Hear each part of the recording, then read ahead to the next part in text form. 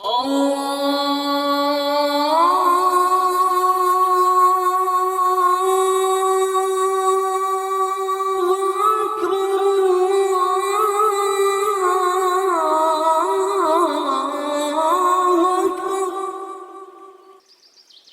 ایمان والو، جب جمعے کے دن نماز کے لیے پکارا جائے تو اللہ کے ذکر کی طرف لپکو اور خرید و فروخت چھوڑ دو، یہ تمہارے لیے بہتر ہے اگر تم سمجھو۔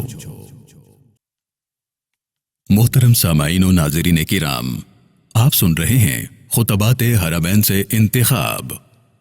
خطبہ جمعہ، امام مسجد نبوی فضیلت الشیخ ڈاکٹر عبد المحسن بن محمد القاسم حفظہ اللہ تعالی۔ عنوان: قرآن مجید اور حاملین قرآن کی فضیلت۔ الحمدللہ، ہر قسم کی حمد و ثنا کے لائق اللہ ہی ہے۔ ہم اسی کی حمد کرتے ہیں، اسی سے مدد طلب کرتے اور اسی سے مغفرت کا سوال کرتے ہیں۔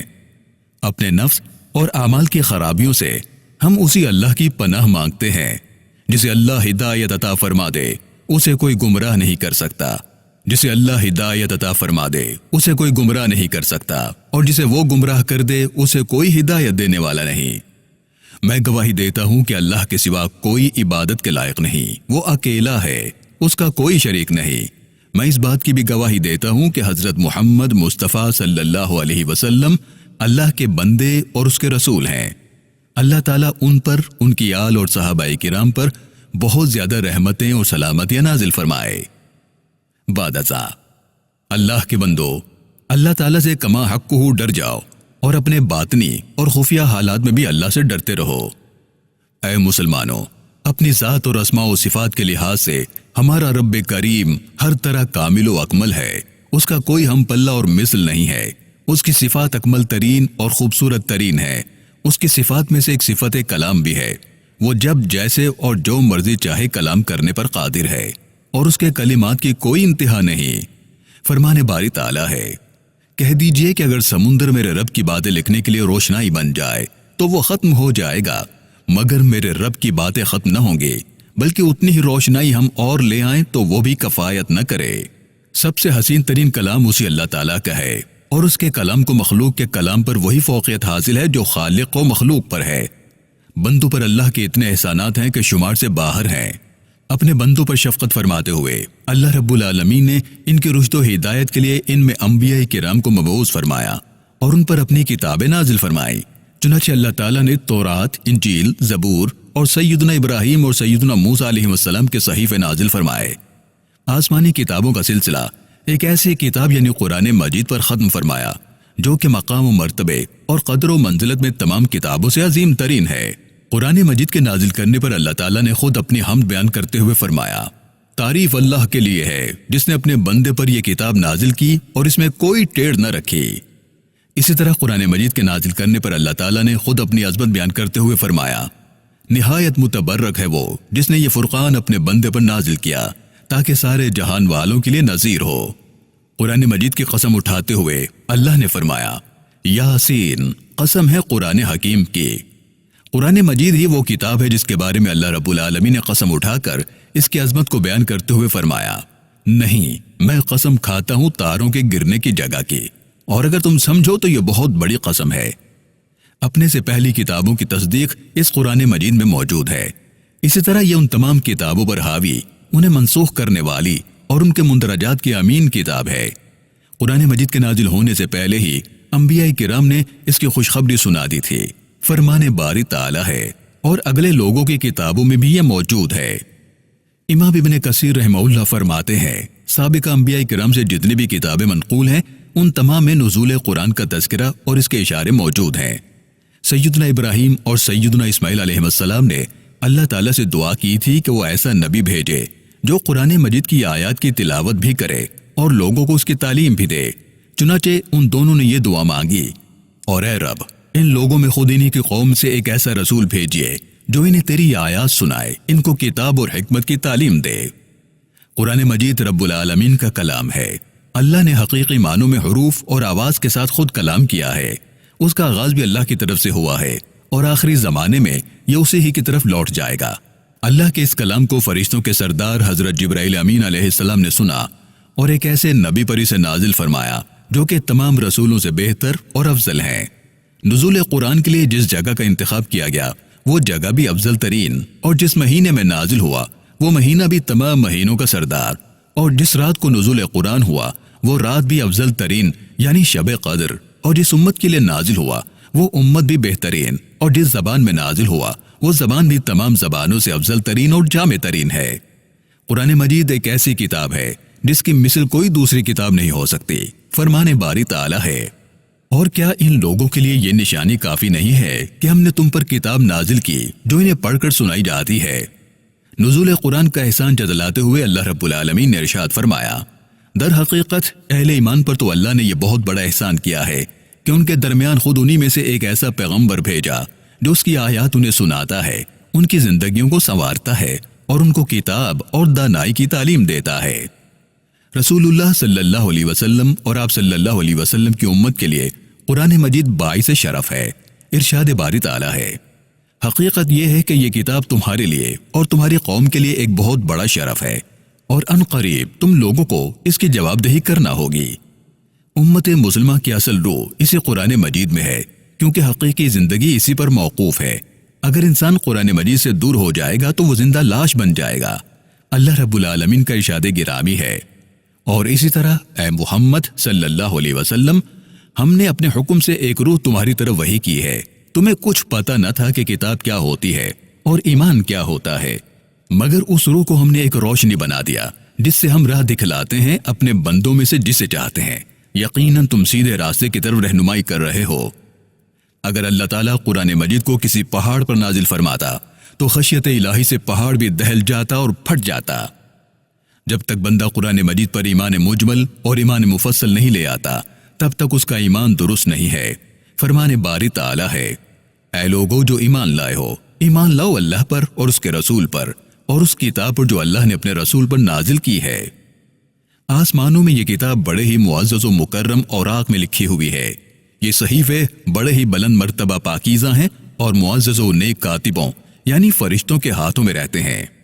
نازل کرنے سے پہلے بھی اللہ تعالیٰ نے قرآن مجید کی حفاظت فرمائی۔ ارشاد باری تعالیٰ ہے، ان کے جھٹلانے سے اس قرآن کا کچھ نہیں بگڑتا، بلکہ یہ قرآن بلند پایا ہے، اس تختی میں نقش ہے جو محفوظ ہے۔ اسی طرح نزول کے وقت بھی اسے شیطان سے محفوظ رکھا۔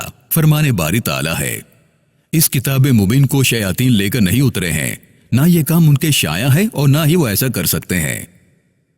نزول قرآن کے بعد اس کی حفاظت کا ذمہ بھی خود اللہ تعالیٰ نے لیتے ہوئے ارشاد فرمایا، رہا یہ ذکر تو اس کو ہم نے نازل کیا ہے اور ہم خود اس کے نگہبان ہیں۔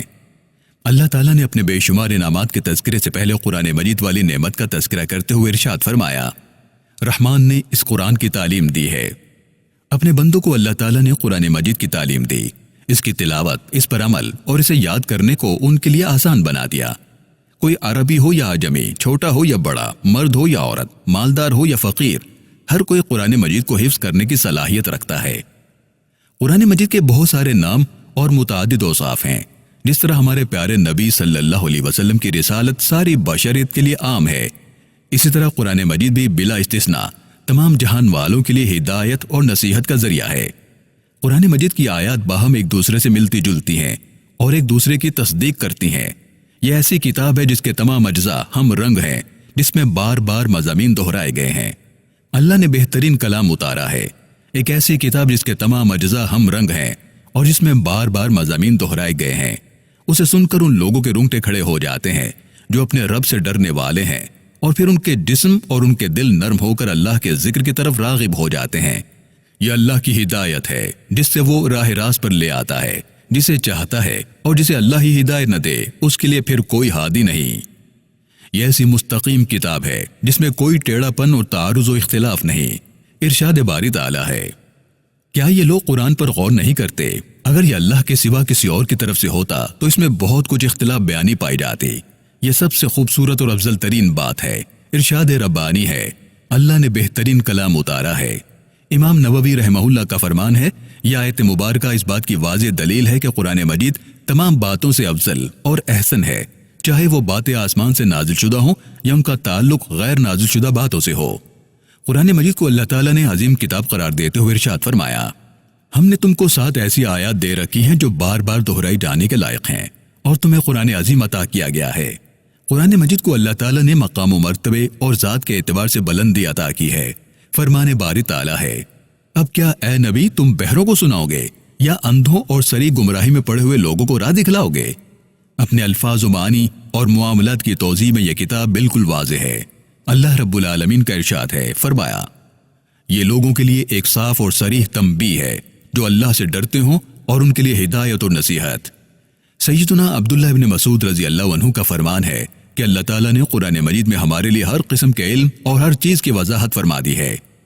قرآن مجید کی تعلیمات حکمت سے بھرپور ہیں اور اسی سے حکمت پھوٹتی ہے۔ اللہ تعالیٰ کا ارشاد گرامی ہے، یہ اس کتاب کی آیات ہیں جو حکمت و دانی سے لبریز ہیں۔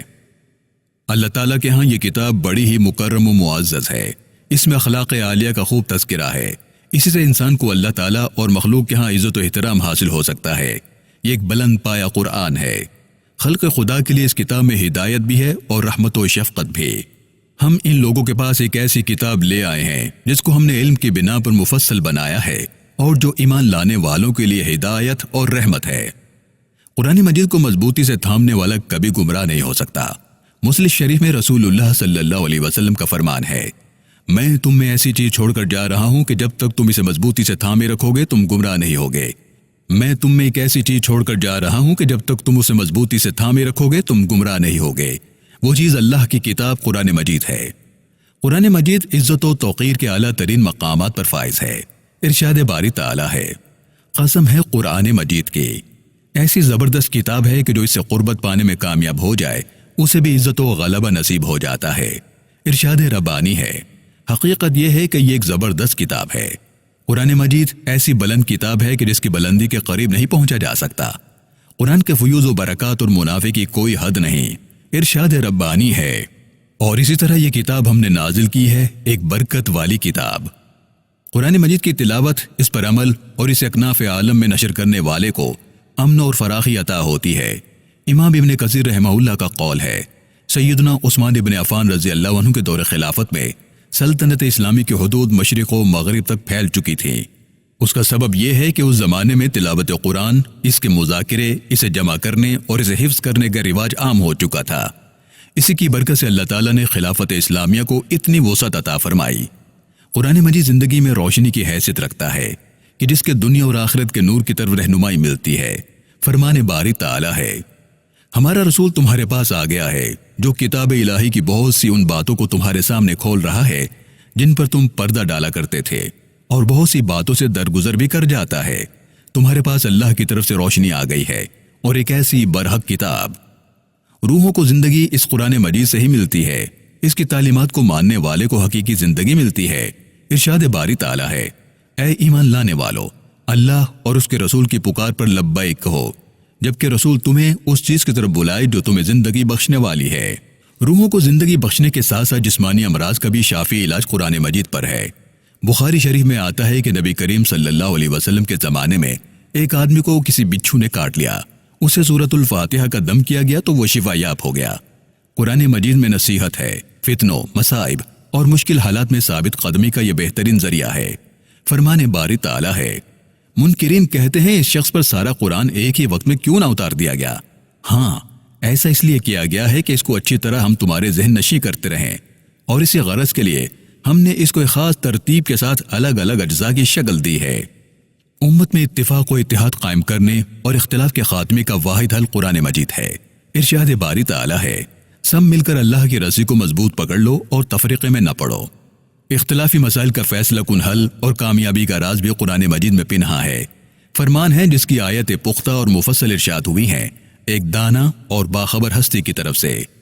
قرآن مجید کے ذریعے اللہ تعالیٰ نے تمام جن و انس اور اگلوں پچھلوں کو چیلنج کرتے ہوئے ارشاد فرمایا، کہہ دو اگر انسان اور جن سب کے سب مل کر اس قرآن جیسی کوئی چیز لانے کی کوشش کرے تو نہ لا سکیں گے، چاہے وہ سب ایک دوسرے کے مددگار ہی کیوں نہ ہو۔ کوئی بھی عاقل شخص قرآن مجید کو سنتے ہی پکار اٹھتا ہے کہ یہ برحق کتاب ہے۔ جنات کے گروہ نے قرآن مجید کی تلاوت سنی تو ایک دوسرے کو خاموش کرتے ہوئے اسے غور سے سنا اور اپنی قوم کی طرف یہ پکارتے ہوئے لوٹ گئے کہ اے نبی کہہ دیجئے میری طرف وہی بھیجی گئی ہے کہ جنوں کے گروہ نے غور سے سنا، پھر جا کر اپنی قوم کے لوگوں سے کہا ہم نے ایک بڑا ہی عجیب قرآن سنا ہے۔ ذکر کی بہترین اور افضل ترین قسم قرآن مجید ہی ہے۔ اس کی تلاوت سے اہل ایمان کے ایمان میں اضافہ ہوتا ہے۔ فرمان باری تعالیٰ ہے، سچے اہل ایمان تو وہ لوگ ہیں جن کے دل اللہ کا ذکر سن کر لرز جاتے ہیں، اور جب اللہ کی آیات ان کے سامنے پڑھی جاتی ہیں تو ان کا ایمان بڑھ جاتا ہے اور وہ اپنے رب پر اعتماد رکھتے ہیں۔ قرآنی آیات نے بڑے بڑے عظیم لوگوں کو رلا دیا۔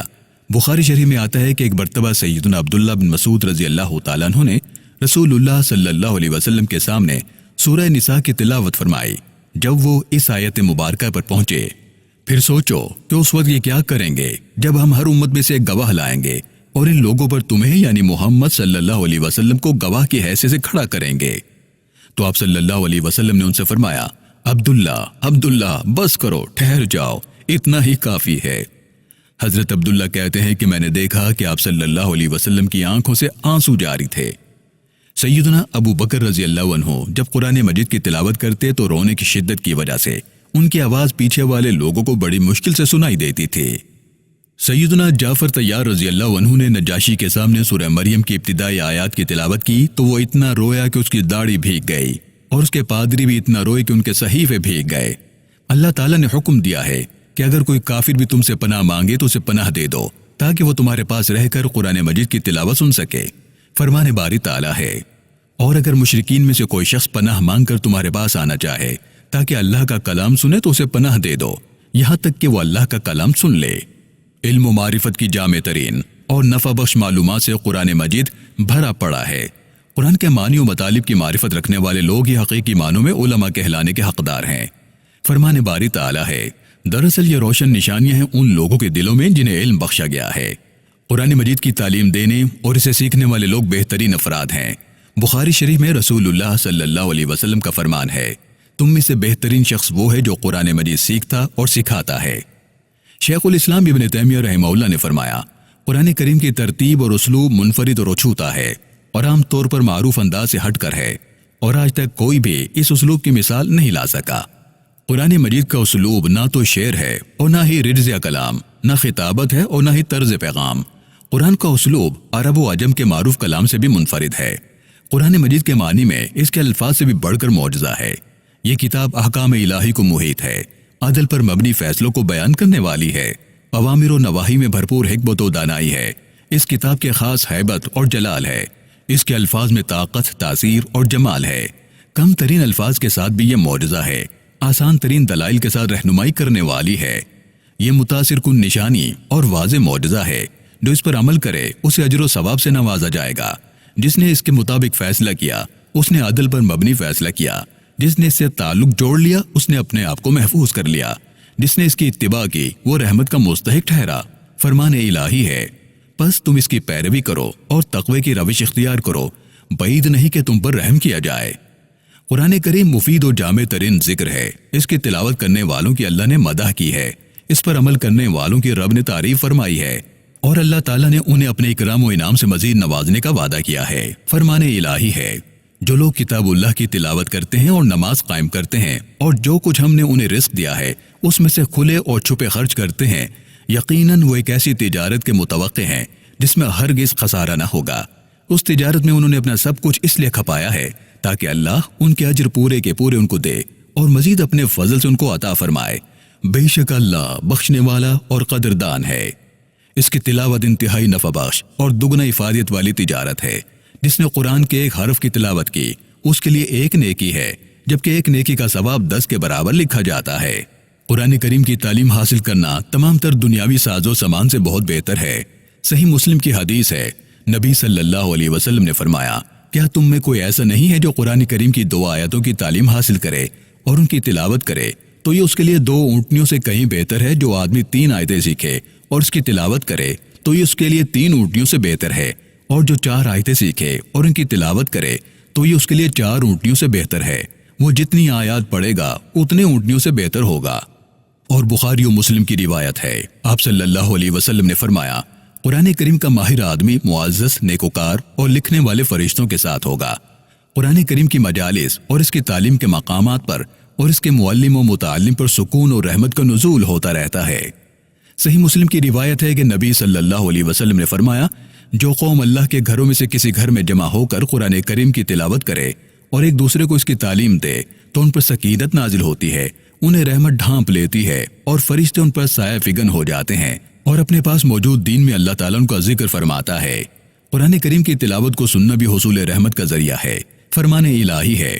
جب قرآن تمہارے سامنے پڑھا جائے تو اسے توجہ سے سنو اور خاموش رہو، شاید کہ تم پر رحمت ہو جائے۔ قرآن مجید سے تعلق مضبوط کرنا اور اس کی تلاوت کرنا نبی صلی اللہ علیہ وسلم کی امت کے لیے نصیحت بھی ہے۔ بخاری کی روایت ہے کہ سیدنا عبداللہ بن ابی اوفا رضی اللہ عنہ سے رسول کریم صلی اللہ علیہ وسلم کی نصیحت کے بارے میں پوچھا گیا تو انہوں نے جواب دیا کہ رسول کریم صلی اللہ علیہ وسلم کی نصیحت کے بارے میں پوچھا گیا تو انہوں نے جواب دیا کہ رسول اللہ صلی اللہ علیہ وسلم نے قرآن سے مضبوط تعلق جوڑنے کی نصیحت فرمائی ہے۔ حافظ ابن حجر رحمہ اللہ نے فرمایا کہ اس نصیحت سے مراد یہ ہے کہ قرآن کریم کے الفاظ کو حفظ کرنا چاہیے اور اس کے معنی کو سمجھ کر ان پر عمل کرنا چاہیے اور اس کی عزت و توقیر، حفاظت اور اتباع کی جائے اور ہمیشہ اس کی تلاوت کرنی چاہیے اور اسے سیکھنا اور سکھلانا چاہیے۔ صاحب قرآن اس زندگی میں اور مرنے کے بعد بھی معزز و مکرم ہے۔ دنیاوی زندگی میں اس کی عزت کی مثال جیسے مسلم کی حدیث ہے کہ نماز کی امامت وہی کرائے جو کتاب اللہ کو سب سے زیادہ پڑھنے والا ہو، اور بعد از وفات صاحب قرآن کی عزت و توقیر کی مثال بخاری کی روایت سے ملتی ہے، جس میں آپ صلی اللہ علیہ وسلم شہداء احد کو تدفین کے وقت سوال کرتے تھے کہ ان میں سے تعلیم قرآن میں کون زیادہ تھا، اسی کو لحد میں پہلے اتارتے تھے۔ قرآن سے تعلق جوڑنے والا انسانیت کا بہترین دوست ہے۔ صحیح بخاری میں ہے کہ قرۂ کرام حضرت عمر رضی اللہ عنہ کی مجلس مشاورت کے رکن تھے۔ قرآن کریم روز قیامت صاحب قرآن کے لیے حجت بن کر آئے گا اور ایسا سفارشی ہوگا جس کی سفارش قبول کی جائے گی۔ نبی صلی اللہ علیہ وسلم نے فرمایا، قرآن کریم کی تلاوت کیا کرو کیونکہ یہ صاحب قرآن کے روز قیامت سفارش کرے گا۔ اسے امام مسلم نے روایت کیا ہے۔ اور صاحب قرآن کو اعلیٰ ترین نعمتوں سے نوازا جائے گا۔ ابو داؤد کی روایت ہے کہ روز قیامت صاحب قرآن کو کہا جائے گا، قرآن کی تلاوت کیجئے اور جنت کے درجات طے کیجئے اور اسی ترتیل سے تلاوت کریں جیسے دنیا میں کیا کرتے تھے۔ تیری منزل وہی ہے جہاں تیری آخری آیت مکمل ہوگی۔ اے اہل اسلام، قرآن عظیم کی تعلیم کے حصول پر خوشی کا احساس عمدہ ترین ایمان کی نشانی ہے۔ یہ ایسی کتاب ہے جس کے بغیر کوئی چارہ نہیں۔ ہمارے پیارے نبی حضرت محمد صلی اللہ علیہ وسلم بلحاظ عقل کامل ترین انسان تھے، مگر صرف عقل کی بدولت آپ ہدایت یافتہ نہ تھے بلکہ آپ صلی اللہ علیہ وسلم قرآن سے رہنمائی لیتے تھے۔ فرمان الہی ہے، کہو اگر میں گمراہ ہو گیا ہوں تو میری گمراہی کا وبال مجھ پر ہے، اور اگر میں ہدایت پر ہوں تو اس وحی کی بنا پر ہوں جو میرا رب میرے اوپر نازل کرتا ہے۔ وہ سب کچھ سنتا ہے اور قریب ہی ہے۔ بڑا خوش نصیب وہی ہے جو کتاب اللہ سے قرب رکھتا ہے۔ قرآن مجید کا قرب مسلمانوں کے لیے باعث عزت و شرف ہے اور ترقی کا اہم ترین ذریعہ ہے۔ ہماری نئی نسل کو اس قربت پر فخر ہونا چاہیے۔ قرآن مجید سے قربت معاشرے کے لیے باعث امن و برکت ہے۔ قرآن سے تعلق باعث محبت و ترقی اور رب العالمین کی رضا کے حصول کا ذریعہ ہے۔ فرمان الہی ہے، لوگو تمہارے پاس تمہارے رب کی طرف سے نصیحت آ گئی ہے۔ یہ وہ چیز ہے جو دلوں کے امراض کی شفا ہے، اور جو اسے قبول کر لیں ان کے لیے رہنمائی اور رحمت ہے۔ اللہ تعالیٰ قرآن کریم کو میرے اور تم سب کے لیے باعث برکت بنائے، اس کی آیات اور بامقصد ذکر سے مجھے اور تم سب کو مستفید فرمائے۔ اسی گفتگو پر اکتفا کرتا ہوں۔ اللہ رب العالمین سے اپنے لیے، آپ کے لیے اور تمام مسلمانوں کے لیے ہر گناہ کی بخشش کا طلبگار ہوں۔ اسی سے بخشش مانگو، وہی بخشنے والا مہربان ہے۔ دوسرا خطبہ۔ الحمدللہ، اللہ تعالیٰ اپنے احسانات کی وجہ سے لائق تعریف ہے، اپنی نعمتوں اور توفیق کی وجہ سے لائق شکر بھی وہی ہے۔ میں گواہی دیتا ہوں کہ اللہ کے سوا کوئی الہ نہیں، وہی یکتا ہے، اس کا کوئی شریک نہیں۔ اور میں یہ بھی گواہی دیتا ہوں کہ ہمارے نبی سیدنا محمد صلی اللہ علیہ وسلم اللہ کے بندے اور رسول ہیں۔ اللہ تعالیٰ آپ صلی اللہ علیہ وسلم پر، آپ کی آل اور صحابہ کرام پر رحمتیں اور سلامتیاں نازل فرمائے۔ برادران اسلام، جس نے قرآن کی اتباع کی وہ ہدایت یافتہ ہے، جس نے قرآن سے منہ پھیر لیا وہی گمراہی کی گہرائی میں جا گرا۔ فرمان باری تعالیٰ ہے، جو کوئی میری اس ہدایت کی پیروی کرے گا وہ نہ بھٹکے گا نہ بدبختی میں مبتلا ہوگا۔ قرآن کے سوا کوئی راہ ہدایت نہیں۔ جس کے دل کو اس کتاب سے استفادے کی توفیق نہ ہوئی وہ ہدایت پا ہی نہیں سکتا۔ ارشاد ربانی ہے، اس کی آیات کے بعد اور کون سی بات ہے جس پر یہ لوگ ایمان لائیں گے۔ قرآن کریم سے تعلق کی بنا پر صاحب قرآن ترقی کی منزل طے کر کے بلندی حاصل کر لیتا ہے۔ جو اس کتاب کو ترک کر دے وہ ذلت و رسوائی کے اندھیروں میں بھٹکے گا۔ صحیح مسلم میں فرمان نبوی ہے، اللہ تعالیٰ اس کتاب کی وجہ سے کچھ قوموں کو بلندی عطا فرماتا ہے اور کچھ کو ذلیل و رسوا کر دیتا ہے۔ قرآن مجید اللہ تعالیٰ کا ایسا عظمت والا اور پیارا کلام ہے، جس نے اس کے حرف کا انکار کیا یا استہزاء کیا اس نے کفر کا ارتکاب کیا۔ فرمان الہی ہے، ان سے کہو کیا تمہاری ہنسی دل لگی اللہ اور اس کی آیات اور اس کے رسول ہی کے ساتھ تھی؟ عذر نہ تراشو، تم نے ایمان لانے کے بعد کفر کیا ہے۔ جو بھی قرآن، صاحب قرآن یا اس کی تعلیمات کا مذاق اڑائے، اللہ ایسے شخص کو ذلیل و رسوا کر دیتا ہے۔ ایک مسلم پر ضروری ہے کہ وہ رب العزت کی کتاب کی حمایت کرے تاکہ وہ عزت پا کر بلند درجات حاصل کر سکے۔ تمہیں معلوم ہونا چاہیے کہ اللہ نے تمہیں نبی صلی اللہ علیہ وسلم پر درود و سلام پڑھنے کا حکم دیا ہے۔ فرمایا، اللہ اور اس کے ملائکہ نبی صلی اللہ علیہ وسلم پر درود بھیجتے ہیں۔ اے لوگو جو ایمان لائے ہو، تم بھی ان پر درود و سلام بھیجو۔ اے اللہ، ہمارے نبی محمد مصطفیٰ صلی اللہ علیہ وسلم پر رحمت، سلامتی اور برکات نازل فرما، اور خلفائے راشدین ابو بکر و عمر، عثمان و علی رضی اللہ عنہم سے بھی راضی ہو جا، جنہوں نے انصاف کر کے حق پر مبنی فیصلے کیے۔ اے اللہ، تمام صحابہ کرام سے راضی ہو جا۔ اے اکرم الاکرمین، اپنے فضل و کرم سے ان کے ساتھ ساتھ ہم سے بھی راضی ہو جا۔ اے اللہ، اسلام اور مسلمانوں کو عزت عطا فرما، شرک اور مشرکین کو ذلیل و رسوا فرما، دشمنان دین کو تباہی میں دھکیل دے۔ اے اللہ، ہمارے اس وطن کو اور تمام مسلم ممالک کو امن و امان کا گہوارہ بنا۔ اے اللہ، اے عزت و جلال والے، دنیا کے ہر کونے میں مسلمانوں کے حالات بہتر فرما۔ اے اللہ، ان کے علاقوں کو امن و امان کا گہوارہ بنا۔ اے اللہ، ہمارے حاکم کو اپنی ہدایت کی توفیق عطا فرما، اس کے اعمال کو اپنی رضا میں شامل فرما۔ اے عزت و جلال والے رب، تمام مسلم حکمرانوں کو قرآن مجید پر عمل اور شریعت کے نفاذ کی توفیق عطا فرما۔ اے اللہ، ہمارے فوجی جوانوں کی مدد فرما، انہیں ثابت قدمی عطا فرما، ان کے نشان درست فرما، انہیں اپنی غیبی نصرت عطا فرما۔ اے ہمارے رب، ہمیں دنیا میں بھی بھلائی عطا فرما اور آخرت میں بھی بھلائی عطا فرما، اور آگ کے عذاب سے ہمیں بچا۔ اے اللہ، تو الہ ہے، تیرے سوا کوئی معبود برحق نہیں، تو غنی ہے اور ہم فقیر ہیں۔ اے اللہ، ہم پر اپنی رحمت برسا۔ اے رب، ہم نے اپنے اوپر ستم کیا، اب اگر تو نے ہم سے درگزر نہ فرمایا اور رحم نہ کیا تو یقیناً ہم تباہ ہو جائیں گے۔ بندگان الہی، اللہ عدل اور احسان اور صلہ رحمی کا حکم دیتا ہے، اور بدی و بے حیائی اور ظلم و زیادتی سے منع فرماتا ہے۔ وہ تمہیں نصیحت کرتا ہے تاکہ تم سبق لو۔ صاحب عظمت و جلال رب کا ذکر کرو، وہ تمہیں یاد رکھے گا۔ اس کی نعمتوں پر اس کا شکر ادا کرو، وہ تمہیں مزید نوازے گا۔ اللہ کا ذکر سب سے بڑا ہے، تم جو کچھ کرتے ہو اللہ جانتا ہے۔ آمین آمین یا ارحم الراحمین۔